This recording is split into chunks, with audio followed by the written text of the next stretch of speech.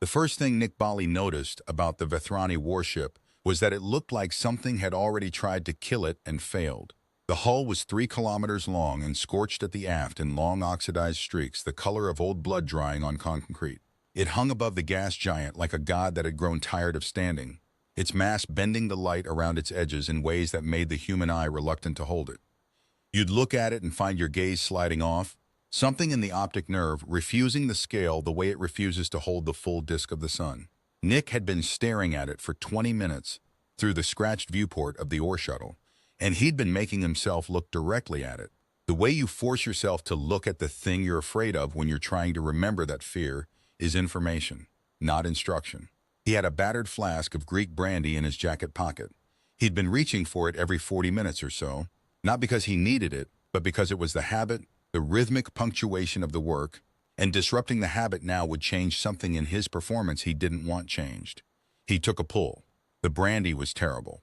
He'd been drinking terrible brandy for 11 years, and he'd stopped expecting anything different from it. That was the comfort of terrible brandy. It was reliable. There's that old human myth about the man who flew too close to the sun. He had wings made of feathers and wax, and the specific arrogance of someone who'd never been told no in a language he couldn't talk his way out of. He knew exactly what would happen if he climbed high enough. He climbed anyway. Everyone who tells the story says the lesson is know your limits. Don't overreach. Understand your place in the hierarchy and stay in it. Nick had always thought that interpretation missed the point entirely. The shuttle shuddered as it crossed into the docking lane, the navigation system negotiating with the Vethrani traffic control system through a handshake protocol that had taken 3 months to establish and still sometimes produced a 2-second pause that made the pilot sweat. Nick watched the pilot's hands tighten on the stick and then relax as the green light came on. He pocketed the flask and ran a hand through the growth on his jaw. 2 weeks, maybe a little more. He had a Panama-style transit hat jammed on the seat beside him that he'd been wearing since Crescia 4, partly for reasons that did not bear examining in the current context, and partly because it was the hat, and wearing it was part of the performance of the person he was performing. He reminded himself why he was here. Not for the money, though the money was substantial. Yella Vassar had offered him twice his standard rate on the first ask, which meant the job was either twice as dangerous as it appeared or she needed him specifically rather than any competent investigator, and both possibilities pointed to the same conclusion. This was not a routine insertion. 6 months ago, on a station above a dead moon called Crescia, a moon named for a geologist who'd surveyed it 300 years ago and found nothing worth naming anything after, which gave the name a particular quality of lonely irony. Yella Vassar had sat across from him in a pressurized meeting room that smelled of recycled air and the cleaning product the station used on its floors.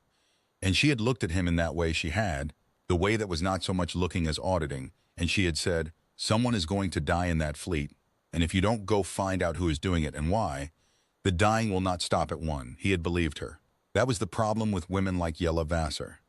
They gave you exactly the truth that was shaped to lead you where they needed you to go, and because each piece of it was true, you believed all of it together.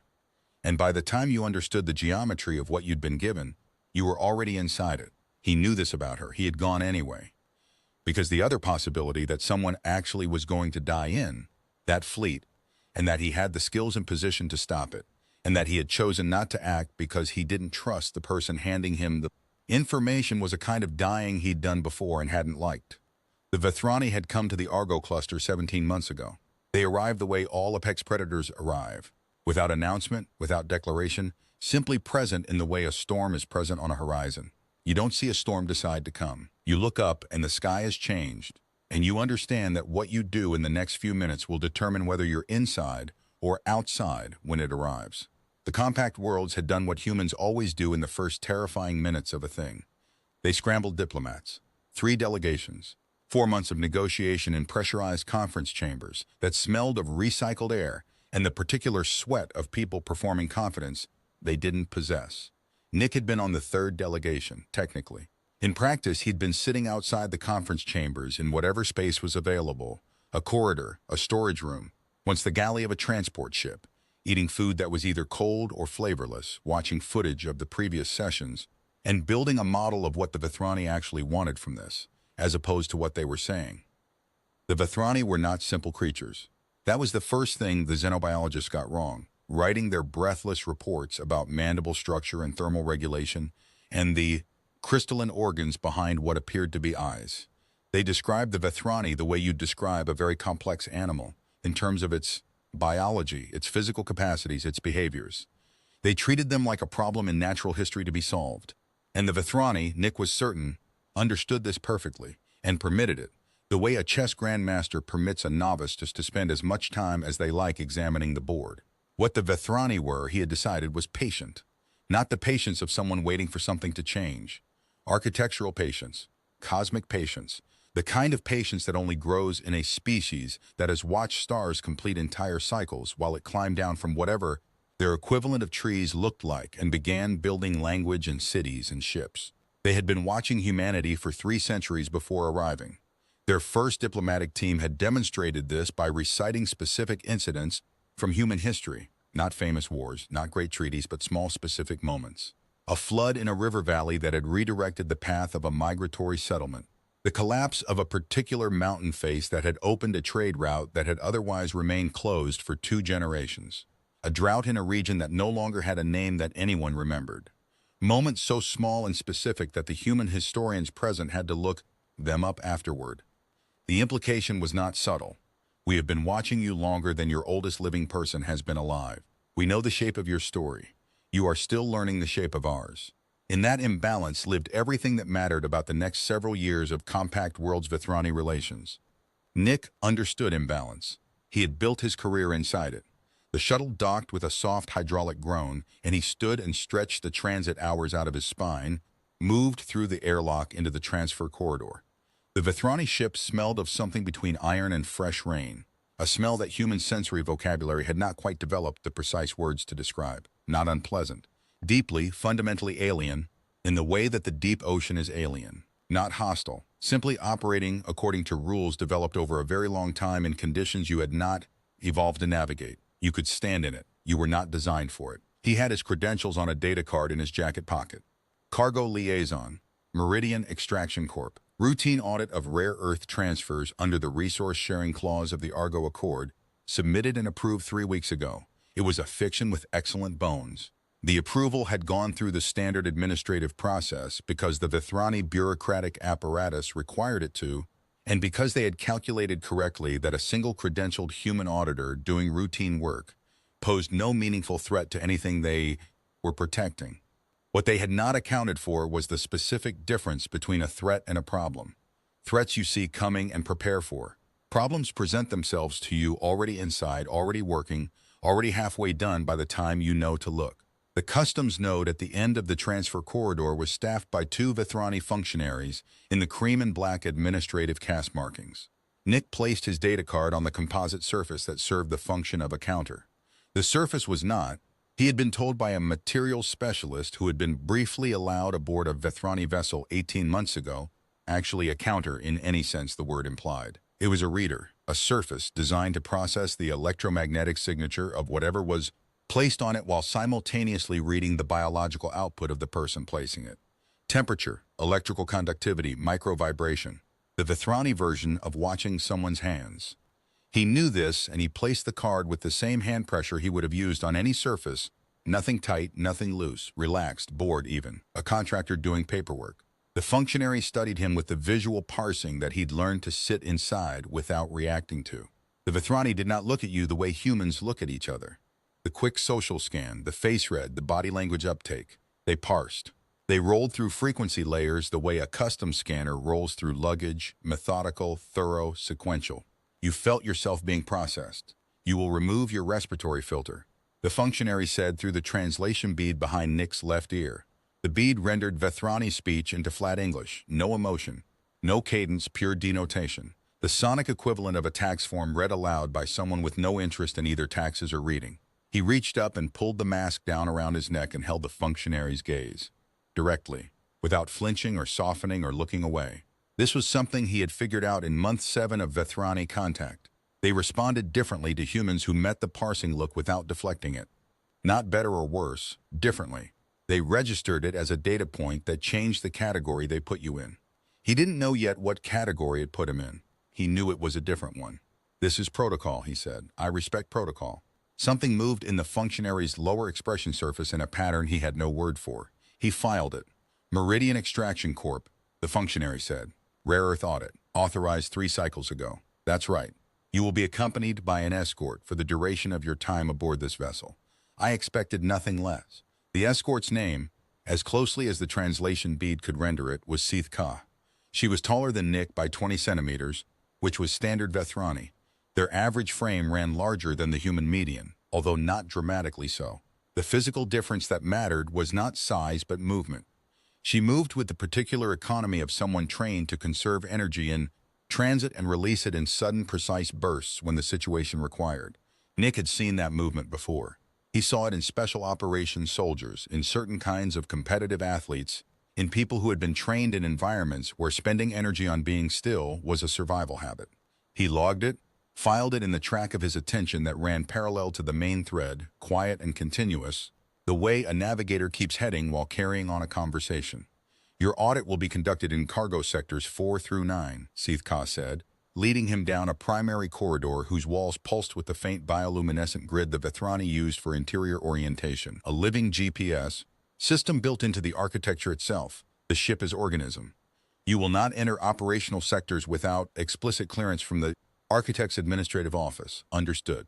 You will eat in the diplomatic provision bay. Meals are provided at cycles 2, 6, and 10. The provision is calibrated to human nutritional requirements.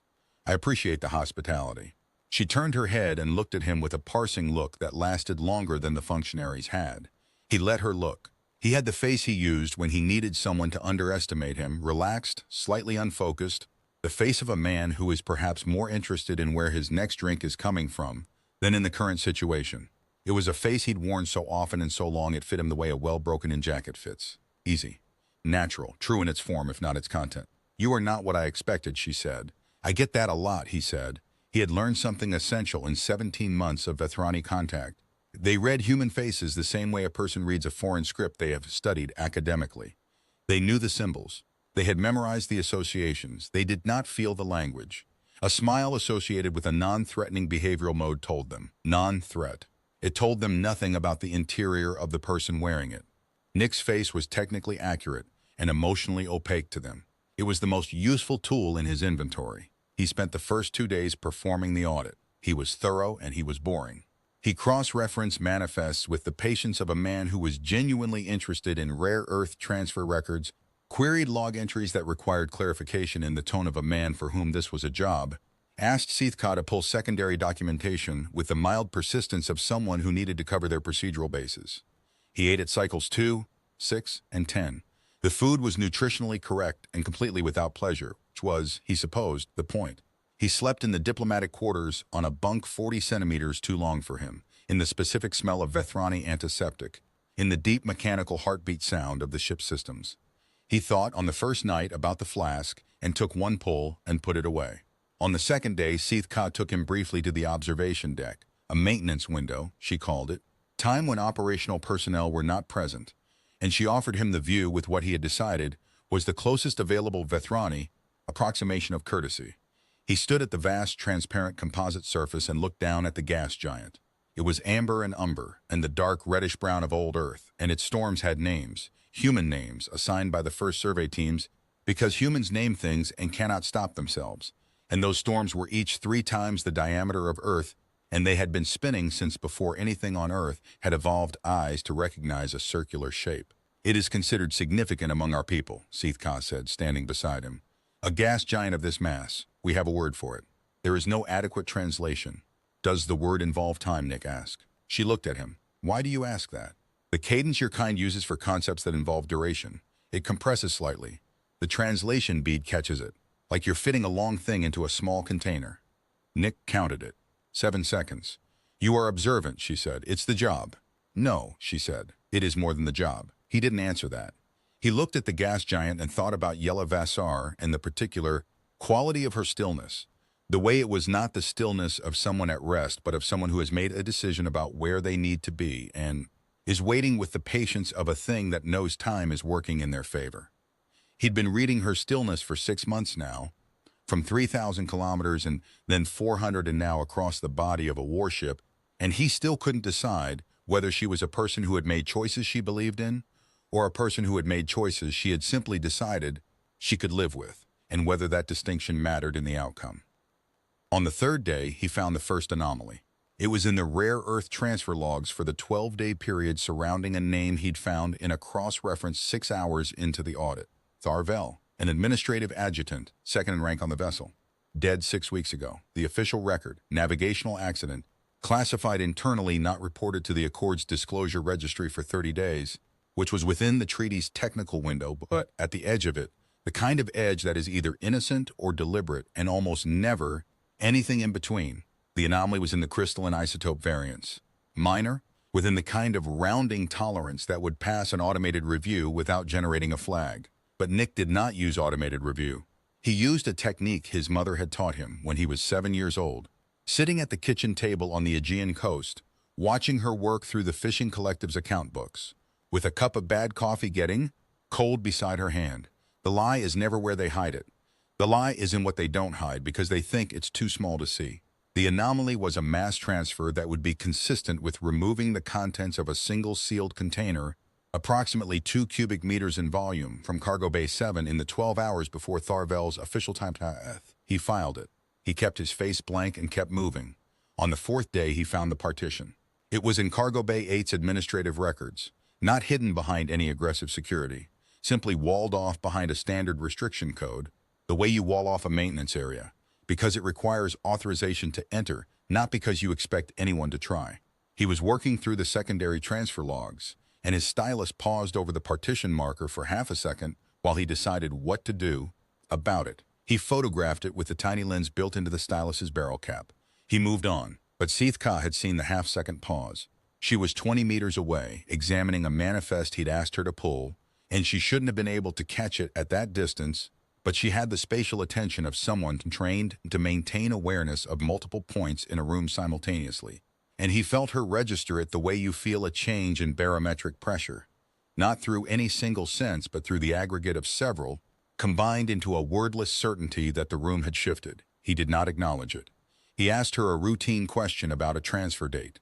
She answered it. They moved on. That night he lay on the bunk and he did not take out the flask. He lay in the mechanical heartbeat dark and he thought, Tharvel, dead 6 weeks ago. Mass transfer from Cargo Bay 7 in the 12 hours before his death. A sealed partition in Cargo Bay 8 that someone had not gone to the trouble of hiding but had simply closed off. And a second Vethrani ship that had arrived 11 days ago. He'd found this in the long-range sensor logs on day 2. A transit record logged into the navigational archive automatically and never manually reviewed or flagged. That did not appear in any Accord. Approved manifest. 3 things. He turned them like stones in his hand, feeling the weight and temperature of each one. Yella Vassar had told him someone was going to die in this fleet. Past tense in her phrasing. She'd said it 6 months ago. Tharvel had died 6 weeks ago. He had been using the wrong verb tense to understand what she'd given him, and verb tense was everything. She had not sent him to prevent a death.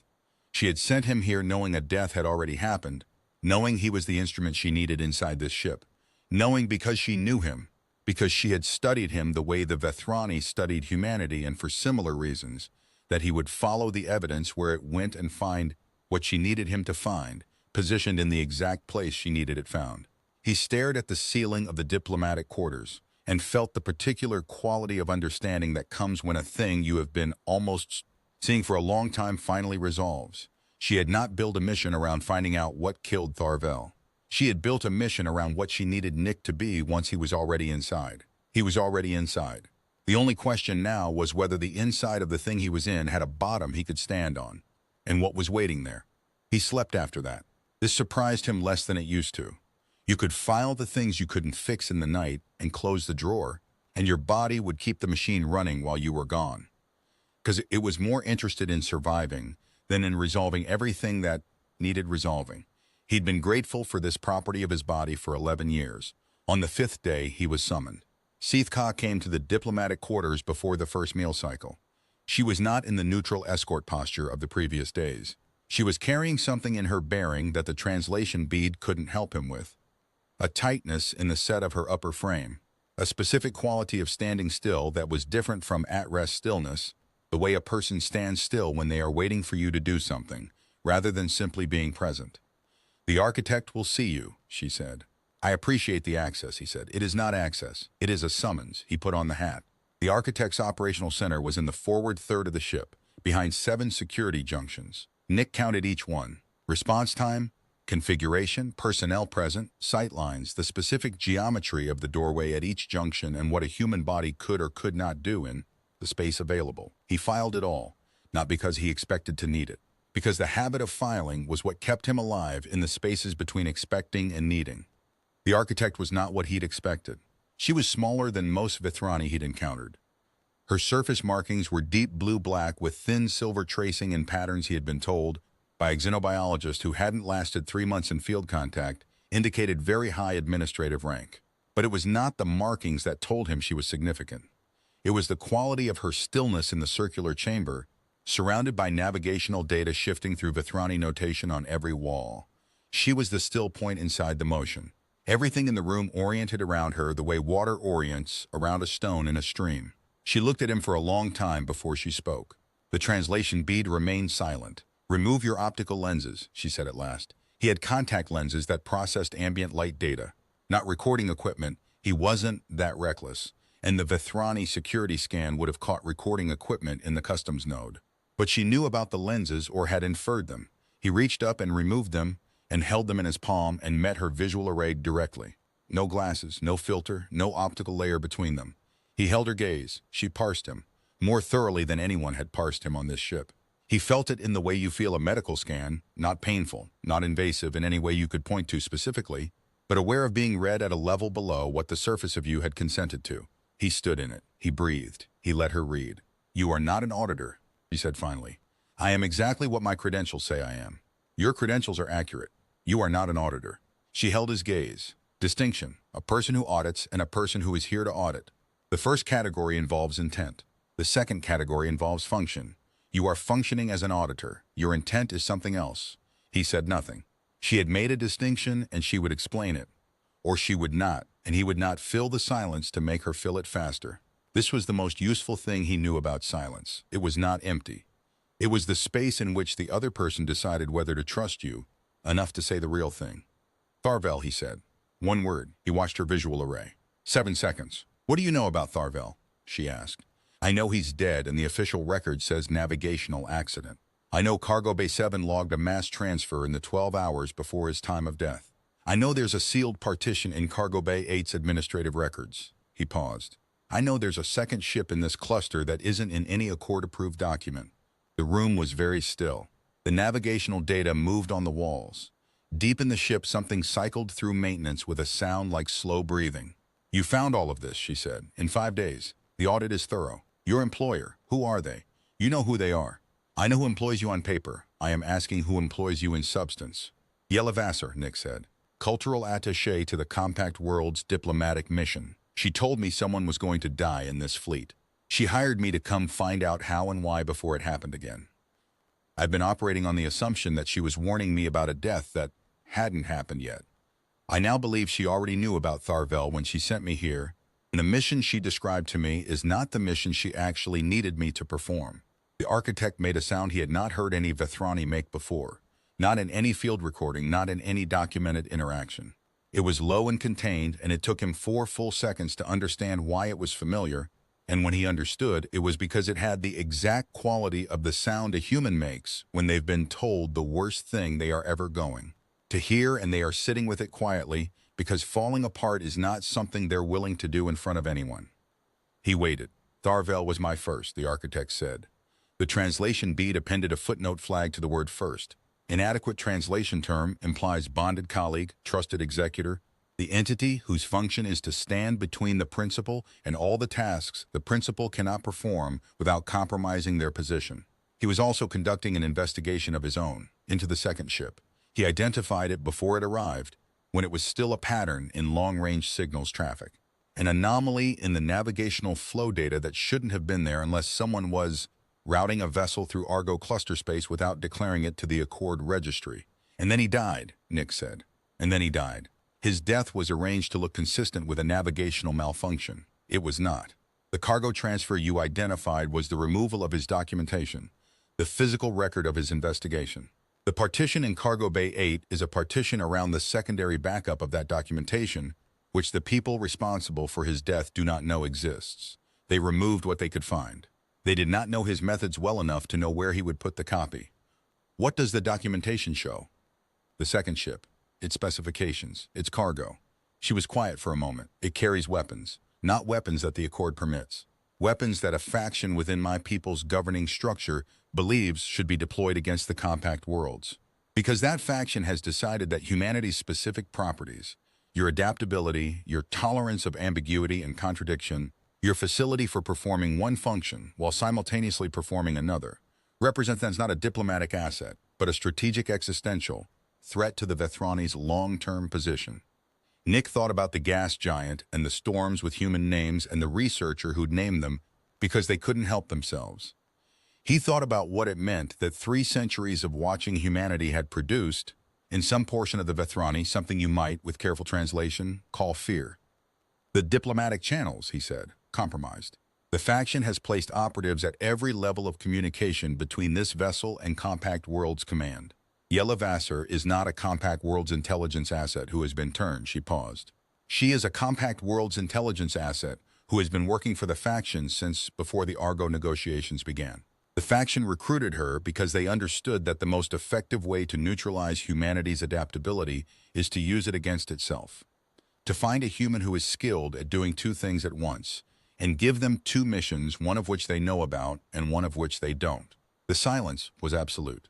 You're telling me, Nick said carefully, that Vassar's actual mission was to put me in this ship in a way that would be discovered, to create an incident that would justify quarantine, to create space for the second ship to complete its approach without Compact World's observation. Yes, and you're telling me this because you need me to stop being the instrument of that incident.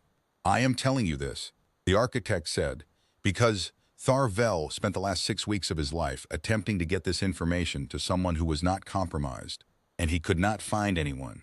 And because you walked into my ship and found in 5 days what he spent 6 months looking for. And because your species has a specific property that I believe is the only thing capable of routing around the compromised channels in the time available. How much time? The second ship reaches optimal firing position in approximately 48 hours. Once in position, the weapons array requires a 12-hour calibration window before deployment, 60 hours. Nick did the math without showing it on his face. There is a provision in the Accord, he said. Article 47, Emergency Verification Clause. If a credentialed Compact World's representative physically presents evidence of an Accord violation aboard a Vethrani vessel to the flag commander of that vessel, the commander is obligated under treaty terms to transmit an emergency hold signal to all vessels operating under that flag. Pending independent review, the architect was very still. Article 47 was drafted because the human negotiators didn't trust digital channels, Nick continued. Your delegation agreed to it because they understood that human trust architecture requires physical verification as a failsafe. The clause requires physical presence and physical evidence and the flag commander's authentication code. He met her visual array. It bypasses the digital communications network entirely. It routes through a physical relay to the Compact World's military buoy in this sector, a channel that Vassar's network cannot monitor because it doesn't run through any system her operatives control.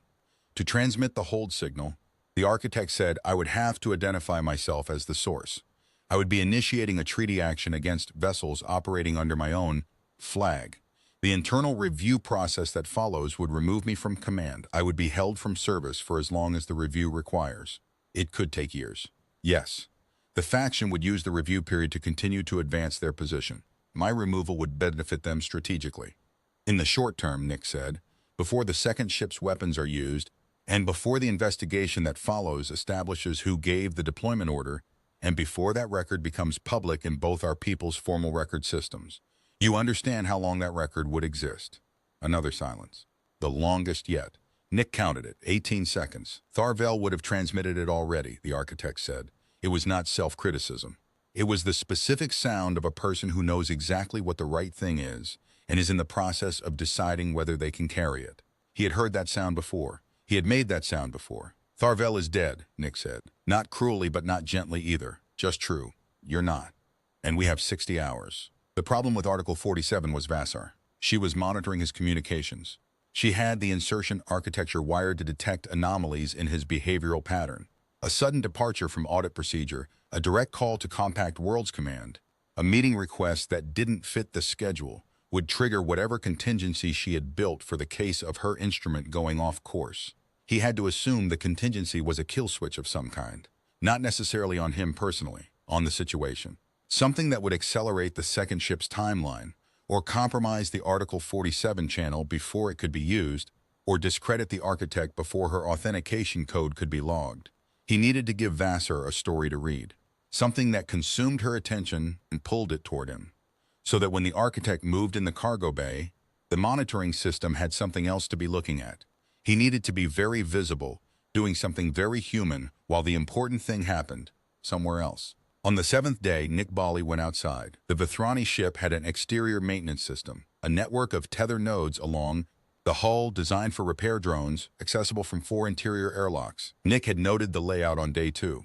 He'd noted the maintenance schedule on day 3, during a routine cargo bay transit that took him past the maintenance coordinator's office. He'd noted that at Cycle 8, a 3-hour window opened during which drone maintenance ran automated and the exterior node network operated without active human or Vethrani oversight. He told Sithka he was going for a walk. He used the English word in the translated sense, a low-intensity, non-purposeful movement associated with human psychological regulation. She logged it without visible reaction. He suited up in the diplomatic quarters, standard EVA gear rated for 3 hours. He checked the seals the way his first EVA trainer had drilled into him 15 years ago. Methodically, sequentially, no step skipped because you had already checked the previous step and were feeling confident. Confidence was how people died in vacuum. He pulled on the gloves and looked at his hands through the transparent material and thought about the gas giant 30,000 kilometers below him and its absolute, complete cosmic indifference to whether Nick Bali succeeded at anything.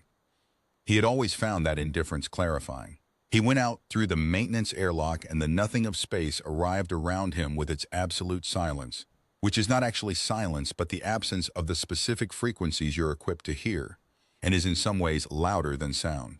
The Vethrani hull was not designed for human foot geometry. The tether nodes were spaced for drone arms, not human hands and boot toes. The hull plating had a surface texture designed for drone grip pads. He worked out the human solution to the drone geometry problem in real time. Find the nodes first, anchor both points, then move. Never have fewer than 2 anchor points. Trust the geometry more than you trust your intuition about the geometry, because your intuition was built for a different surface. He moved along the hull, and the ship moved beneath him, and the gas giant turned below, and the second Vethrani ship was visible now on the amber edge of the planet's curvature, a dark shape, not quite a point, large enough that you could see it was large without being able to read any detail. Moving on its patient, calculated arc toward a position from which it intended to end a significant portion of human civilization in the Argo cluster. Nick had not been sent to stop a weapons deployment. He had been sent to be an incident. He was going to be an incident. In Cargo Bay 7, at this moment, as he worked his way along the exterior hull of a 3-kilometer alien warship with no safety line and the void of space in every direction and the gas giant below him like the face of something that had been here before the first word for anything had existed, the architect was transmitting. She had Tharvel's documentation compiled into the physical evidence package that Article 47 required. Her authentication code was generating in the secure layer of the ship's communications architecture. The transmission was routing to the military relay buoy 600,000 kilometers distant through a physical channel that had been specifically designed to bypass the digital network because humans had insisted on it 17 months ago in a negotiation room that smelled of recycled air and effort. Nick on the hull was not cover for the transmission in any technical sense. It was cover in the only sense that mattered. It was a story. Vassar's monitoring system would flag it. A human auditor outside the ship, on the hull, in an EVA suit during a maintenance window, moving along the tether grid without safety lines, that was a behavioral anomaly. That was the kind of anomaly her system was designed to catch and route for assessment. It would pull assessment resources toward him. Pull attention toward him. Attention pulled to one thing is attention pulled away from another. And that was the oldest principle in the business, and it worked in any species psychology. Because attention is finite and its distribution is always a choice, and that choice can always be influenced. He was doing 2 things at once. He was a visible human doing an irrational thing that required monitoring and analysis. And he was also not in Cargo Bay 7. He moved for 90 minutes. The tether nodes were spaced irregularly by human standards and perfectly logical by drone standards, and he worked out the logic of the spacing as he went, found the pattern, moved within the pattern with increasing confidence. The ship's running lights threw amber and white light across the hull plating in long shifting shadows. The gas giant turned below. Stars moved above him in the slow arc that is not the stars moving but the ship rotating. At some point he started humming. It was his mother's song. A particular Greek folk tune, very old, about a fisherman who goes out past the edge of the known water and finds something in the deep that changes him. He never sings the same after. He can still love the things he loved before. He can still go home and sit at the table and do the ordinary work. But something in him has been permanently recalibrated to a frequency he didn't have before he went out that far. His mother had loved the melody and argued with the sentiment. She'd told him, the song says encountering something bigger than yourself diminishes you. But that's only true if you let it. The fisherman's problem was that he went home and tried to be the same person. He should have stayed in the deep water and learned to speak it. He had thought about that a great deal in 17 months of Vethrani contact. When he came back through the airlock, Sci-Fi was there. She had been waiting. He couldn't read her expression with precision, but he could read the quality of the waiting. It was not the waiting of surveillance or suspicion. It was something more like what you'd describe in a human as keeping watch. She parsed him for a long moment. You went free, she said. No safety line. The tether nodes are adequate if you understand the spacing logic. You did not know the spacing logic when you went out. I worked it out while moving. That's what adaptation is, he said. She was quiet. Then why the view, he said, and then because it was also simply true. Because sometimes you have to go to the edge to know how far out you can reach. She looked at him for a long time. Tharvel would have understood that, she said. He went to the diplomatic quarters and lay on the bunk. The flask was under the mat. He left it there. He lay in the mechanical dark and let the adrenaline work through his blood. He thought about Yelavassar, in whatever position of monitoring she currently occupied, and about what her systems would have shown her in the last 90 minutes. A human auditor behaving erratically, climbing the exterior hull of a vessel he was not authorized to be outside, in a way that was irrational and visible and required attention. And he thought about what her systems had not shown her, which was the Article 47 signal moving through the physical relay channel toward the military buoy. On the 8th day, he did the second thing. He requested a meeting with Sci-Fi. He asked her to escort him formally to Cargo Bay 7. He asked that the access be logged at every standard checkpoint. He asked that his audit credentials be on every record. He wanted a timestamp on everything. She looked at him with an expression he was beginning to read with more precision. It was in the register of, you are doing something I understand the shape of, but not entirely the purpose of, and I am deciding whether to trust the shape. You want this logged, she said. I want this thoroughly, formally, irreproachably logged. I want the audit finding to have my name and my credentials on every single step. You are building a record that cannot be removed without creating evidence of tampering. I am doing my job. He met her visual array. A thorough, visible, completely above-board audit. And if that audit surfaces a discrepancy in the cargo records surrounding the death of an administrative adjutant named Tharvel, that is precisely what audits exist to do. 7 seconds. You said, Sci-Fi said quietly, that adaptation is what adaptation is. I did. I did not fully understand this when you said it. A pause. I understand it now. She led him to Cargo Bay 7. She logged every access point. She stood beside him while he worked with a thoroughness that would have satisfied any oversight board in the compact world's judicial system. He was not quick, he was patient. He was patient the way his mother had been patient over the account books, the way she'd taught him to be, the particular patience of someone who knows that the truth is in there, small and quiet and waiting to be found, and that finding it requires staying. He worked for 6 hours. At the end of it, he had a formal discrepancy report, filed under his Meridian extraction credentials, documenting the mass transfer anomaly in specific technical detail, with cross-references to Tharvel's case record, with timestamps and authorization logs at every step. It was not an accusation. It was an audit finding. Clean, procedural, admissible under the Accord's dispute resolution framework. It didn't point to anyone or allege anything. It documented a discrepancy and flagged it for review, which was what a diligent auditor was required to do when they found a discrepancy that touched on a reported death. Because the Accord required this, and because the Accord required any such finding by a credentialed compact world's representative to be transmitted to the regulatory office for review within 24 hours of filing. He filed it. The transmission was automatic. It was procedurally mandatory. It was entirely within the scope of his authorized audit function. It went through the standard regulatory channel, not the compromised intelligence channel, not the architect's Article 47 channel, but the boring, bureaucratic, unglamorous regulatory compliance channel that existed because someone in the Accord negotiations had insisted that audit findings involving possible Accord violations needed a fast track to official review. Vassar's monitoring system flagged it in seconds. He knew this because Seeth Ka received a communication at that moment, and her bearing changed in a way that told him something external had changed in the situation around him. He did not ask. He packed up his audit equipment with the efficiency of a man who had finished what he came to do. He found out the rest later, in pieces from a debrief file he was not officially supposed to have access to, and which made its way to him through a routing he did not trace because he had decided not to know everything about who still owed him things and how much. Vassar had flagged his audit filing within 90 seconds. She had understood within 4 minutes what he had done, not the Article 47 transmission, which she never saw, but the audit finding which had gone through a channel she monitored, and which had already been received and logged by the Compact World's regulatory office before she could intercept it.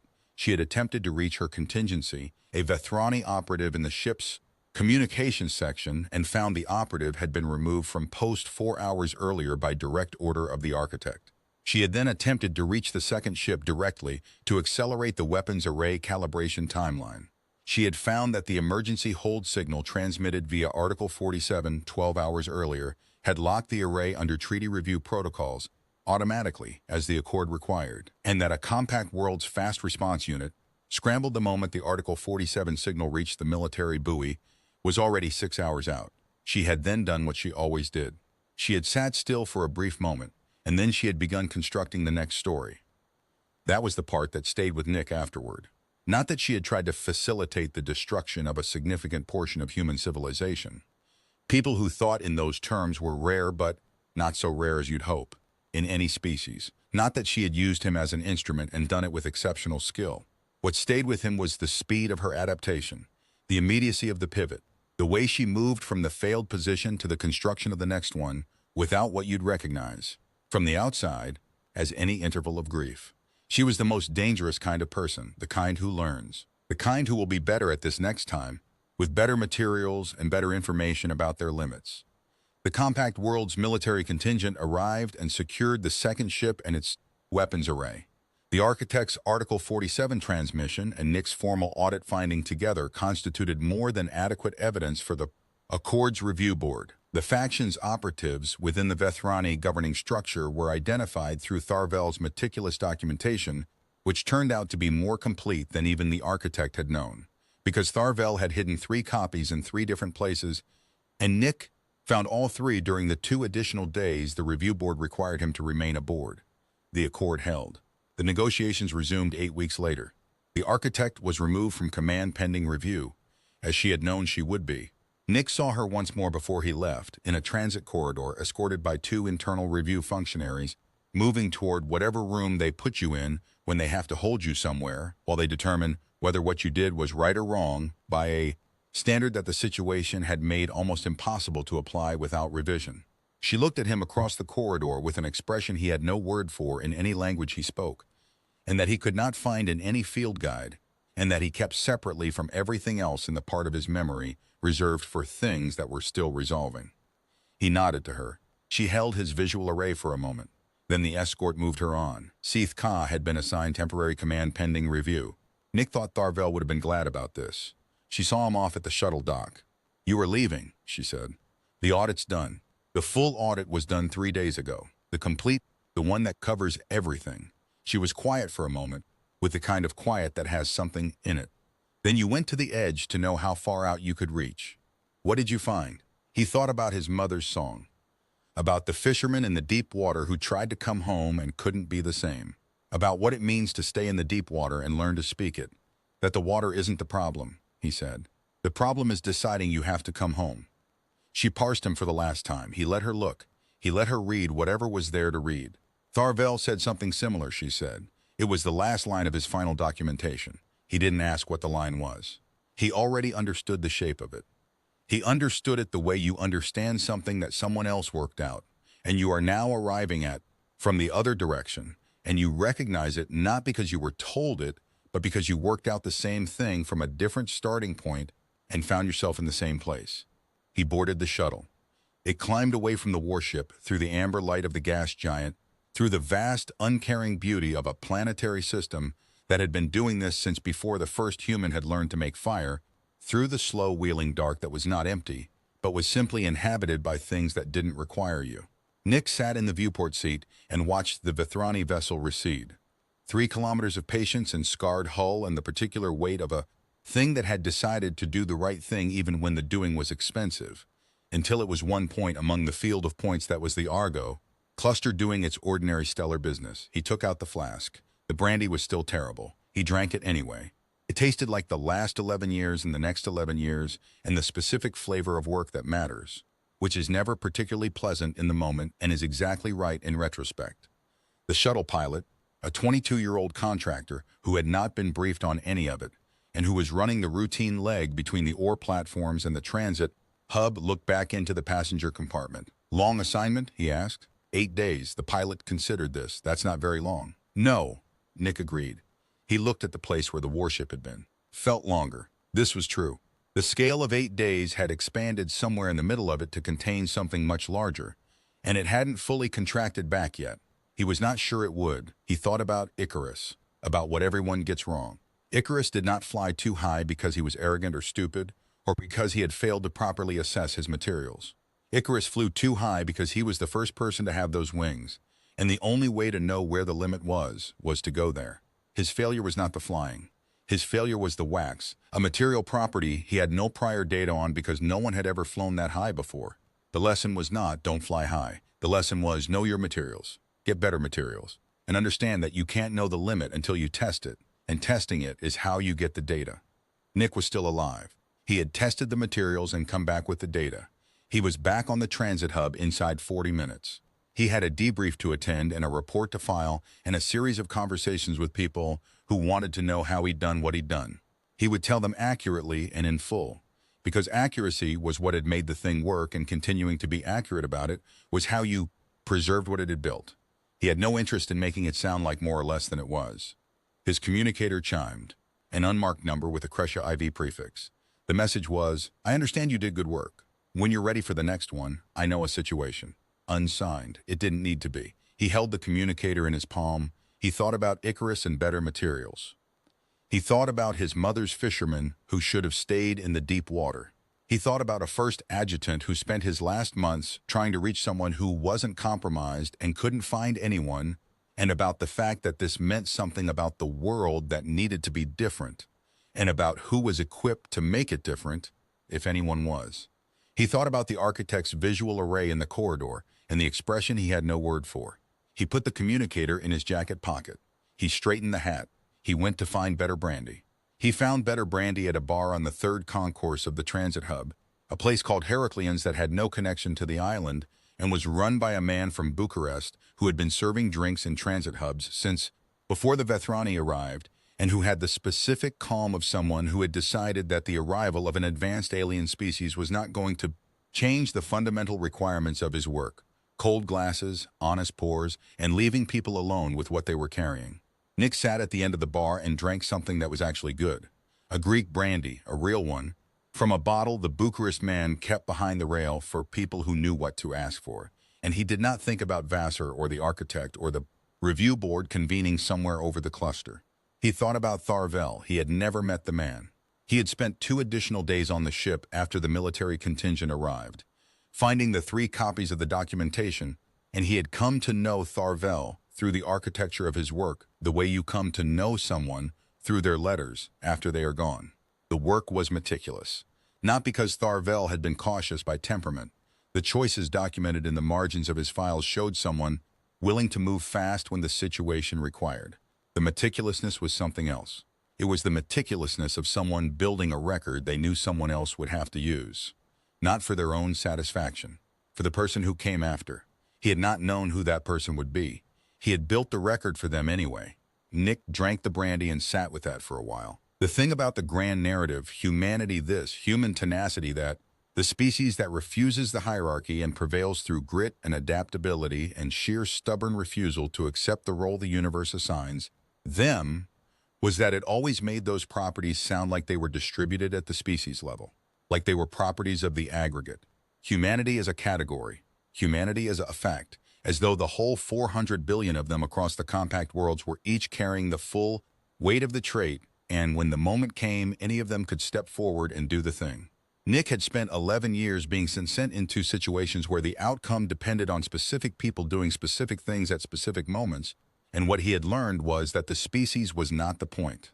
The species was the population that produced, occasionally, people who had the particular materials that the particular situation required.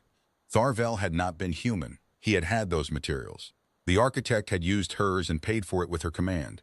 Seath Ka had used hers quietly and continuously for 8 days, in every logged access and every pulled manifest, standing beside him while he worked, and not helping and not impeding, and simply being the kind of entity whose presence made the thing possible. The heroism, when it existed, lived in the specific, in the individual, in the person who understood what the situation required and was built, through all the particular history of their particular life, from the right materials. Tharvel had been that person and had died for it, and his work had lived after him and done what he had been trying to do.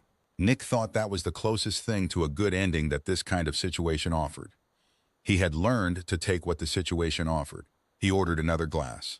The Bucharest man poured a full measure without asking, because he was the kind of bartender who pays attention to what people actually need, which is the only real kind. His communicator chimed. A message from Compact World's intelligence. Good work. Debrief 1400. Bring the full audit record. The Vassar Review Board wants to speak with you separately. He sat with that for a moment, reading the efficiency of the message, the things packed into its brevity. Then he put it away and finished his brandy. He was at the debrief at 1400. He brought the full audit record. He told them what he had found, how he had found it, in what sequence. He told them about the architect's decision without editorializing on what it had cost her. He told them about Seathka's quiet competence without inflating it. He answered every question asked, and no questions not asked, because it was not his place to decide what they needed to know beyond what they were asking.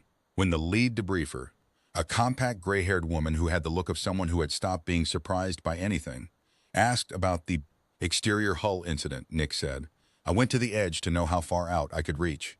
She looked at him. Then she wrote something in her notes. Didn't ask what. The Vassar review took 3 weeks. Her defense was exactly as he'd modeled it, articulate, precise, framed within a larger strategic calculus, presented with the genuine conviction of someone who had been talking themselves into the same argument, long enough that the argument had become structural. She was good. She was very good. She was not good enough to out-argue the physical record. Not the timestamps.